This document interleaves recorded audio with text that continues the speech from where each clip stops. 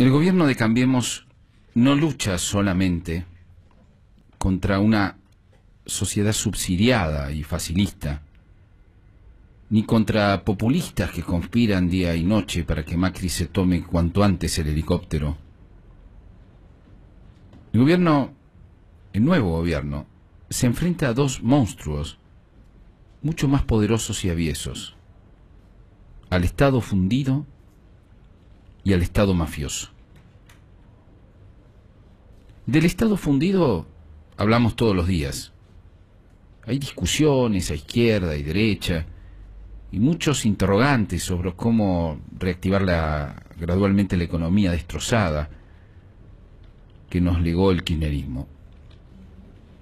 Solo con ese frente ya tendríamos el aliento cortado y los pelos de punta, porque la Argentina efectivamente caminará por un desfiladero lleno de acechanzas.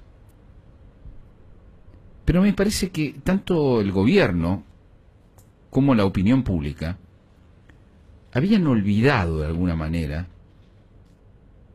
quizás en medio de estos efluvios de la grieta tardía, de la nueva gestión, del levantamiento del cepo y de las navidades, habían olvidado al otro monstruo, que está escondido y que asesina.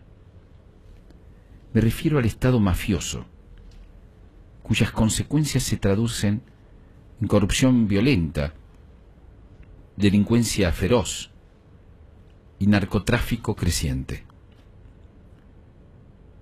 Durante los últimos 15 años se ha ido formando silenciosamente en la Argentina un grave entramado mafioso que tiene al Estado como vértice y donde existen vasos comunicantes secretos entre el financiamiento negro de la política, los punteros, los barrabravas, las fuerzas de seguridad corrompidas, principalmente el narcotráfico, que llegó lamentablemente para quedarse. A veces por simple complicidad y en otras ocasiones por impotencia. Muchas veces los gobiernos nacionales y provinciales decidieron realizar espurios pero discretos pactos de gobernabilidad con las mafias policiales y penitenciarias. Les dejo hacer los negocios oscuros a cambio de que ustedes me garanticen que las cosas no se salen de control.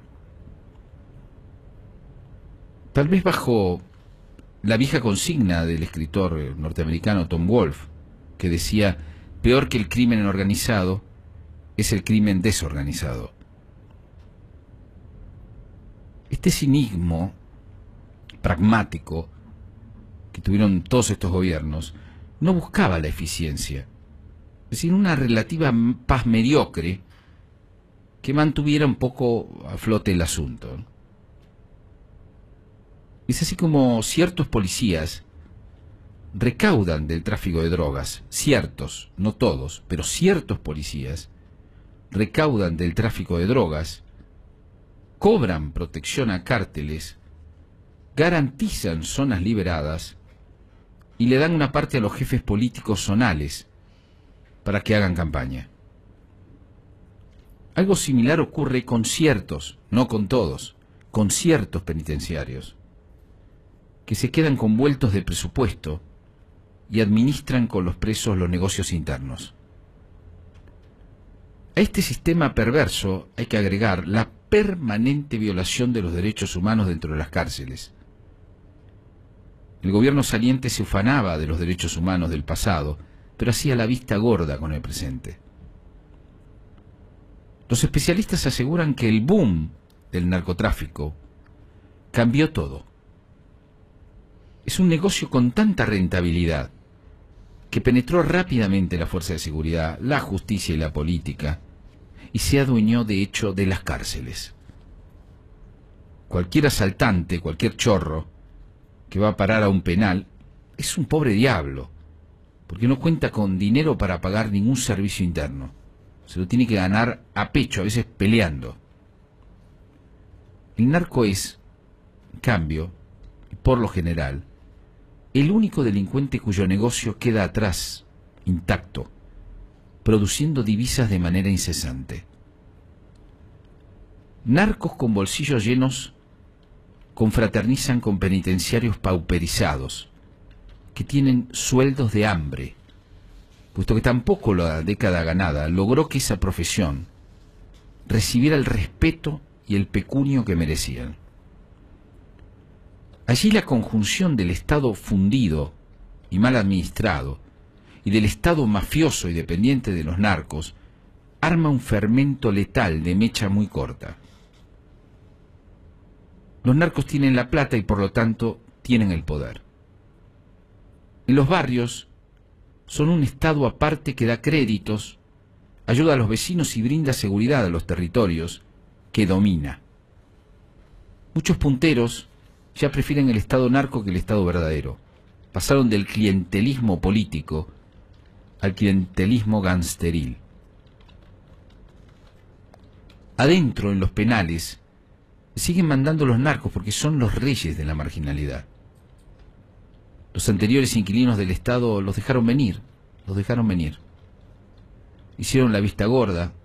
Algunos hasta se habrá servido de ellos.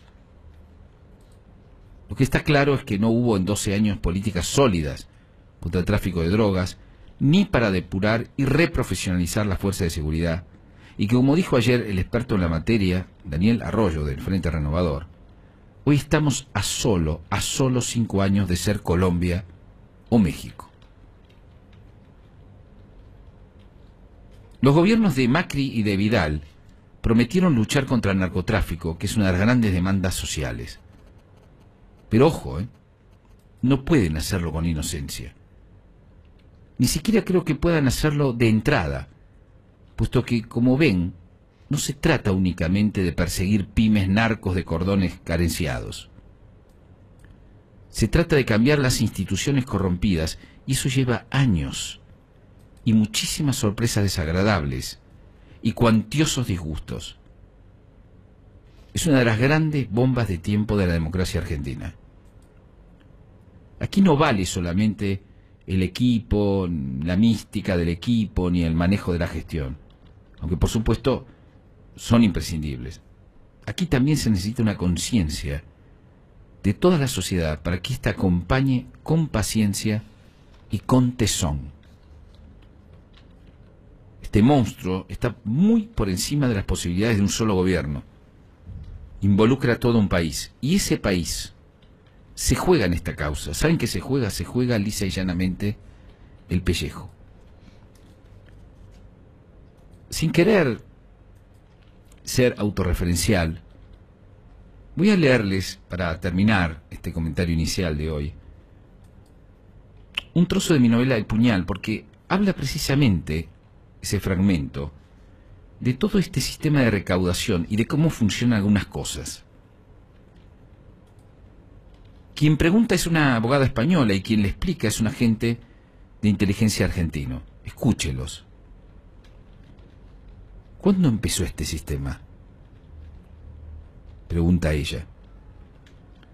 Hace una punta de años, le explica él, cuando el presupuesto de las comisarías apenas alcanzaba para cubrir los salarios de personal. Y esos salarios eran, como siempre, de hambre. El resto de los gastos, como el combustible de los patrulleros, el rancho, el armamento, las balas, el mantenimiento y el papel higiénico, quedaban a la intemperie. ¿Qué hago con estos gastos?, preguntaban algunos comisarios a los intendentes de la zona, que eran sus verdaderos jefes políticos. No sé, arréglese, le respondían.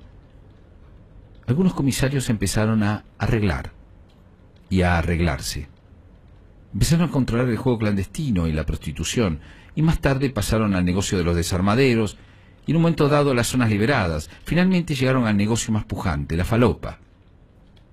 Como en política, primero el comisario robaba para la corona, es decir, para su personal y para su comisaría, y luego iba quedándose con propinas y volviéndose un buen burgués, y en algunos casos hasta un potentado. El gobernador les exigía a los intendentes guita para hacer política, y los intendentes le preguntaban al gobernador: ¿y qué hago? El gobernador inexorablemente respondía: no sé, arréglese. El intendente se las arreglaba con licitaciones y otros curros, y luego le pedía al comisario próspero que cooperara. Por supuesto, no todos los comisarios son corruptos, pero algunos lo son. Ese comisario corrupto tenía que hacerle caso, puesto que el intendente podía pedir que lo trasladaran de esa taquería y hacerle perder así mucho dinero. La plata del juego, la prostitución, el robo y la droga subía en billetes arrugados hacia la política. Y el político no preguntaba de dónde venía. Una vez nombraron a un honesto que se sentó en el ministerio y empezó a investigar los negocios de la jefatura. Descubrió así que los altos jerarcas arreglaban también licitaciones con las motos, los patrulleros y los uniformes, pero vueltos millonarios. Les cortó de inmediato el flujo y al poco tiempo comenzaron a estallar secuestros extorsivos por todas partes. La ola de inseguridad era tan violenta que el propio gobierno comenzó a trastabillar. Fue entonces que el funcionario honesto recibió la orden de despido y un político profesional, cínico, ocupó su lugar y arregló todo. Les devolvió los factos a los jerarcas y estos pasaron la voz de que los secuestros extorsivos debían terminar. Estaba amenazado el negocio político. La voz bajó desde los intendentes hasta los comisarios instruyeron a los botones y en las ranchadas de las cárceles se dijo claramente que se podía hacer de todo menos un secuestro porque se caía el sistema. Y así fue como de un día para otro terminaron los grandes secuestros y volvió la calma. Ella se le quedó mirando. No había ternura en sus ojos. «Pero qué cuento más escéptico», ironizó. «Qué mal concepto tienes sobre tus clientes. Pareces resentido con ellos». «Puedo estar equivocado», reconoció él, encogiéndose de hombros. «Y hay excepciones. Hay muchos policías honestos, muchos comisarios honestos. Obvio, no todos son iguales. De vez en cuando se hacen purgas y alguien toma agua bendita, pero la planta carnívora se regenera, crece y sigue mordiendo». Este es un diálogo ficcional, pertenece a una novela, pero forma parte de cierta experiencia que los que hemos estado en la Argentina y hemos visto la trastienda del poder, de las fuerzas de seguridad, de los servicios penitenciarios y de tantas otras instituciones, sabemos que algo de cierto hay en eso. No todos son corruptos, pero los que lo son un enorme problema. Son el vértice del Estado que articula con esa otra Argentina mafiosa que muchas veces no queremos ver. La planta carnívora se regenera, crece y sigue mordiendo.